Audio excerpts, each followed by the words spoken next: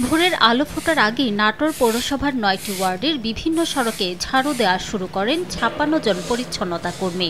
জাতীয়, ধর্মীয় এমনকি সাপ্তাহিক বন্ধে বিশ্রাম নেই তাদের। বছরে ৩৬৫ দিনেই সড়ক পরিষ্কার রাখতে হয় তাদের।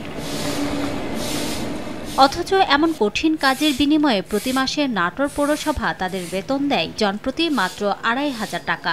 একইভাবে সড়কের পাশে ড্রেন পরিষ্কার করা ৩০ জন শ্রমিককে প্রতি মাসে বেতন দেওয়া হয় ৫,৪০০ টাকা করে। দ্রব্যমূল্যের ঊর্ধ্বগতির বাজারে এ বেতন দিয়ে মানবেতর জীবনযাপন করতে হচ্ছে পরিচ্ছন্নতা কর্মীদের। পৌরসভার চুক্তিভিত্তিক নিয়োগ পাওয়া এসব পরিচ্ছন্নতা কর্মীরা বসবাসও করছেন জরাজীর্ণ বাসভবনে। ঝড় বাদল কিছুই নাই।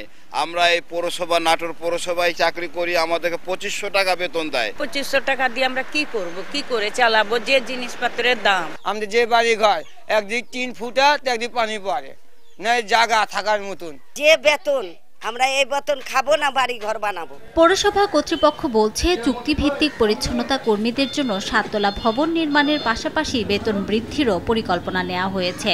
উন্নয়ন সমন্বয় সভায় আমরা সম্মানিত এই জেলার জেলা প্রশাসক মহোদয়ের কাছে আমরা ভূমি চেয়েছি। যদি ভূমির ব্যবস্থা হয়, তাদের একটি সুন্দর বসবাসের অ্যাপার্টমেন্ট ব্লক হবে, তাতে করে যারা খুবই স্বল্প মূল্যে তারা সেখানে বসবাস করতে পারবে। একই সাথে আমরা বেতন বৃদ্ধির বিষয়টিও চিন্তা ভাবনা রেখেছি। এটিও আশা করি যে একটা পজিটিভ কোনো কিছু হবে। নাটোর শহরের উত্তর চৌকির পাড় এলাকায় পৌরসভার চুক্তিভিত্তিক ৮৬ জন পরিচ্ছন্নতা কর্মী সহ হরিজন সম্প্রদায়ের প্রায় ৩০০ পরিবার বসবাস করে। সময় সংবাদ, নাটোর।